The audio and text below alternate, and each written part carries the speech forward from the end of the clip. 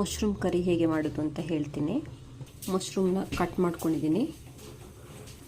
ನೀಟಾಗಿ ವಾಶ್ ಮಾಡಿ ಬೇಕಾಗಿರೋ ಐಟಮ್ಸ್ಗಳು ಆನಿಯನ್, ಮೆಣಸು,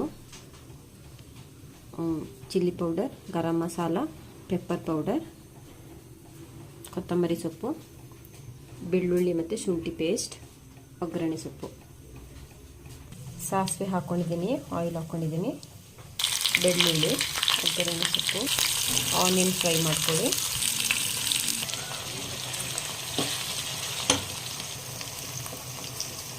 ಮಸಾಲೆಯನ್ನು ಪೌಡ್ರು ಚೆಂದ ಡೀಪಾಗಿ ಫ್ರೈ ಮಾಡ್ಕೊಳ್ಳಿ. ಈಗ ಮಶ್ರೂಮನ್ನು ಹಾಕ್ಕೊಳ್ಳಿ. ಒಂದು 10 ನಿಮಿಷ ಬಾಯ್ಲ್ ಮಾಡಿ ಸಾಲ್ಟ್ ಹಾಕಿ.